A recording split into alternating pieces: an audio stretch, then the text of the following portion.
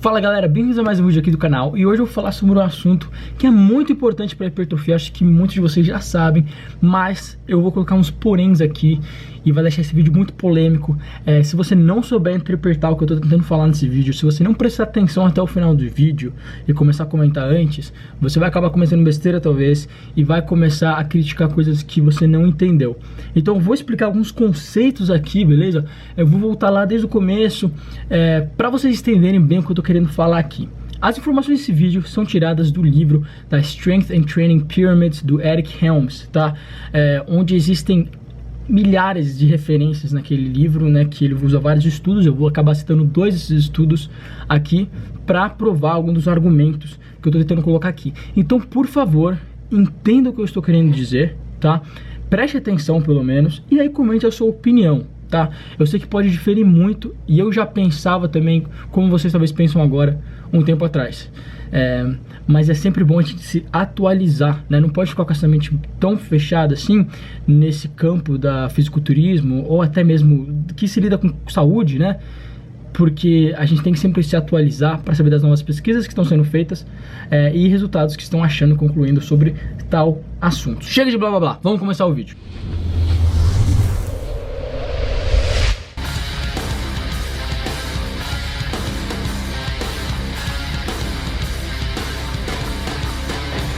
Use o cupom de desconto CAIO10 para 10% de desconto em toda a loja. Bom, antes de entrar no assunto sobre tempo sob tensão, eu vou entrar no assunto de treino excêntrico, a fase excêntrica do treinamento, beleza? O termo tempo é um termo em inglês usado para descrever o controle da fase excêntrica do movimento, né, nos exercícios de musculação.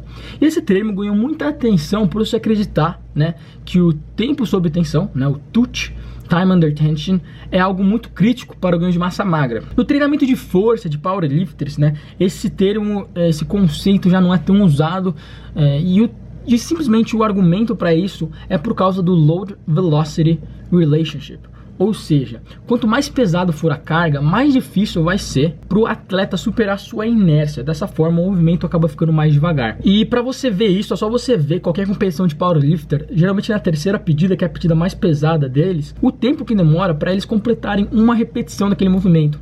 E a marca de um bom atleta de powerlifter é realmente eles demorarem bastante na terceira pedida, porque isso mostra a capacidade deles de lutar contra a inércia daquela carga pesada. Agora vamos falar um pouco de hipertrofia. Na hipertrofia já, a recomendação é para você acentuar a fase excêntrica, né? Deixá-la um pouco mais demorada. A fase excêntrica é chamada de ação muscular, né? Porque ela não é uma contra-ação muscular. E na fase excêntrica o seu músculo ainda faz uma ação, só que ele produz menos força do que é necessário para resistir àquela carga. Por isso que, vamos dizer, na rosca direta, o seu braço vai para baixo na fase excêntrica. Mas você não simplesmente deixa a gravidade agir no seu braço e deixar ele cair. Você controla para baixo, trazendo a carga para baixo. É como colocar uma xícara de café na mesa, praticamente. Você está usando uma força menor do que é necessária para resistir àquela carga. Isso pode acontecer voluntariamente ou involuntariamente. No exemplo do café, foi voluntariamente. No exemplo voluntário, quando você realmente está fazendo força, só que a força que você está fazendo não é suficiente para resistir àquela carga. Então, como eu dei o exemplo da rosca já, o seu tríceps não está fazendo contração para estender o cotovelo, né? E sim o seu bíceps está controlando esse movimento. E existem duas razões para você ser mais forte na fase excêntrica. Primeiro, que a fase excêntrica não é ativa, então ela requer menos energia do que a fase concêntrica. E na fase concêntrica, por exemplo, você tem que superar a inércia da carga. E já na excêntrica você não precisa disso. Então por isso que você acaba sendo mais forte, né? Você aguenta mais carga na fase excêntrica do que na concêntrica de contrair o músculo. Então provavelmente você consegue controlar a carga para baixo do supino com muito mais peso na barra do que empurrar esse mesmo peso. Já fizeram estudos onde eles treinaram os indivíduos apenas em fase excêntrica. O que concluíram nesses estudos é que a capacidade de volume de treino é muito maior. Só que só treinar a fase excêntrica é praticamente impossível na vida real, né? Esses estudos são feitos em laboratórios, onde eles têm equipamentos que controlam, né, que eliminam praticamente a fase concêntrica ou diminuem muito a carga dela e aumentam na fase excêntrica. Então aí já é possível você fazer esse tipo de treinamento. E na literatura, onde falam que você é mais forte na fase excêntrica, que isso é verdade, né? E por você conseguir usar cargas maiores na fase excêntrica, você vai gerar mais hipertrofia dessa maneira. Mas muitas pessoas que geram conteúdo falando sobre o treino excêntrico, né, depois de ler essa literatura, elas não entendem o mecanismo por trás do treino excêntrico e nem que esses treinos feitos na literatura, em estudos, são controlados no laboratório, como eu falei, e não são muito aplicáveis na vida real. Então, o que acontece muito no mundo da musculação? Por a gente saber, né, achar que a fase excêntrica é tão importante, a gente acredita que a gente tem que passar mais tempo nessa fase, ou seja, acentuar mais a fase excêntrica, né, do movimento. E aí que entra esse termo tempo, né, de acentuar essa fase. Só que, na verdade, esse conceito vai contrário ao conceito do treino excêntrico. Eu vou explicar um pouco o porquê. É praticamente porque a gente tem um fator limitante. A gente sempre vai ter um fator limitante. Qual que vai ser o nosso fator limitante? Aonde a gente é mais fraco. E aonde que a gente é mais fraco? Na fase concêntrica. Então o peso usado na academia, o peso usado nos exercícios, né, que você faz na academia, vai ser sempre limitado pela sua força na fase concêntrica e não na excêntrica. Então não faz tanto sentido, calma lá. Não faz tanto sentido você tentar controlar a fase excêntrica do movimento, porque você tem um fator limitante da fase concêntrica.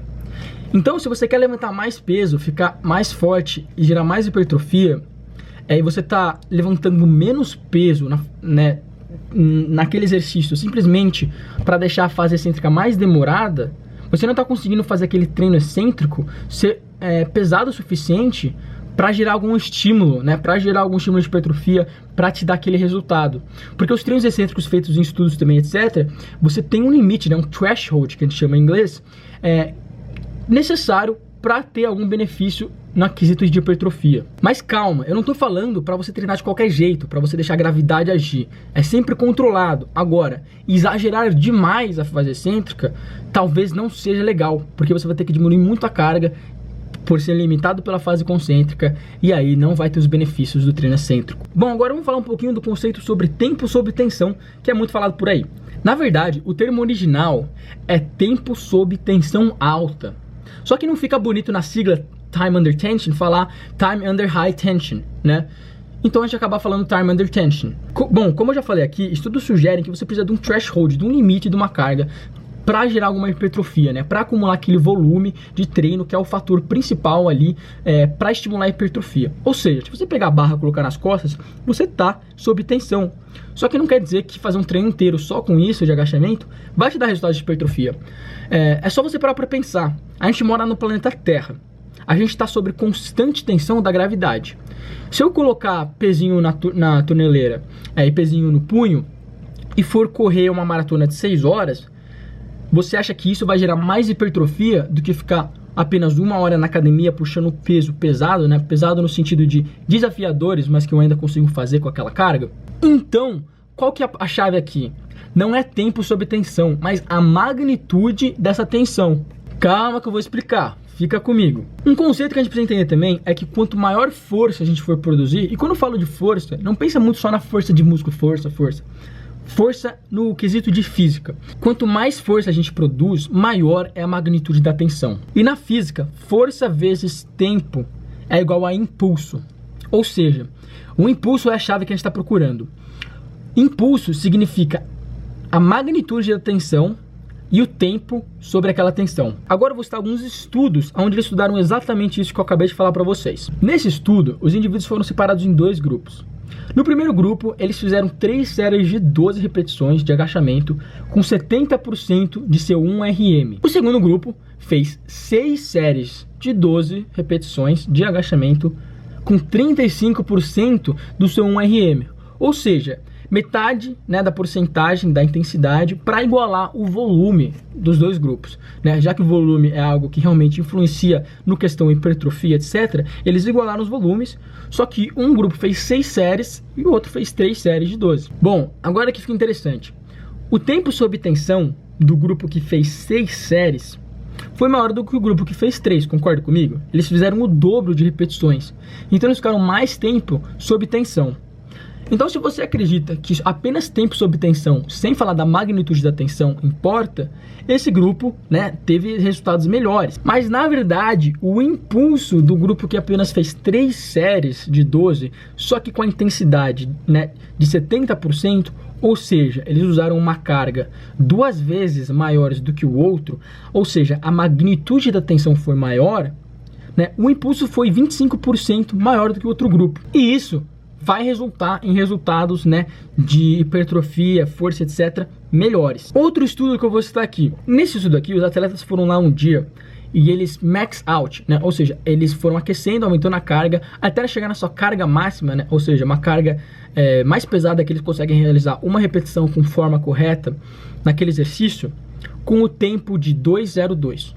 Tempo 2:02 significa 2 segundos de fase concêntrica, 0 segundos de pausa e 2 segundos de fase excêntrica. 2:02 é algo muito normal e a gente faz, praticamente todo mundo que treina na academia faz sem pensar, né? Sempre o exercício normal vai dar meio que 1, 2, 0, 1, 2.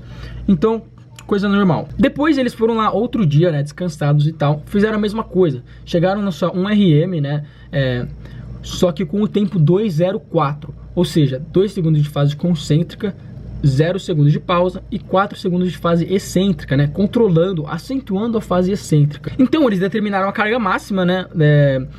Então eles determinaram sua carga máxima no tempo 2:02 e no 2:04. Aí eles voltaram outro dia lá para fazer sets até a falha, né? Ou seja, o máximo de repetições possíveis com 75% da carga máxima, de novo, em questão de 2:02 e depois 2:04. Então, o que já era de se esperar aconteceu. Eles fizeram menos repetições no tempo 2:04, porque eles tinham que segurar mais a fase excêntrica, né? Ou seja, isso desgastava eles mais, então eles conseguiram fazer menos repetições do que 2:02. E o que acontece é que eles ainda estavam com 75%, né, da carga máxima, só que eles fizeram menos repetições, então eles tiveram um volume de treino um pouco menor, né? E como eu já falei várias vezes nesse vídeo, o volume de treino é muito importante. Então você vai falar pra mim assim: bom, Caio, tudo bem, eles fizeram menos repetições, mas demorou mais para eles fazerem cada repetição, então o trabalho deles foi maior. E para quem não sabe, trabalho na física é o cálculo do volume, levando em consideração a distância que a barra viaja, tá? Mas o trabalho também foi medido nesse estudo, e o que eles acharam foi que o trabalho foi 10% menor no grupo que acentuou a fase excêntrica. Bom, galera, então a mensagem do vídeo é o quê? Apenas treine, apenas levante pesos. Eu sei que muitos de vocês já devem ter passado por um protocolo que você tem que segurar a fase excêntrica, fazer 8 segundos de fase excêntrica, mas realmente isso não vai ter um resultado mais vantajoso em questão de hipertrofia. Pode ser que na parte neuromuscular, onde você está controlando e aprendendo a contrair aquele músculo, seja legal, tá? Pode ser, mas se o cara tá falando para você segurar a fase excêntrica porque é assim que você vai ficar maior, não necessariamente.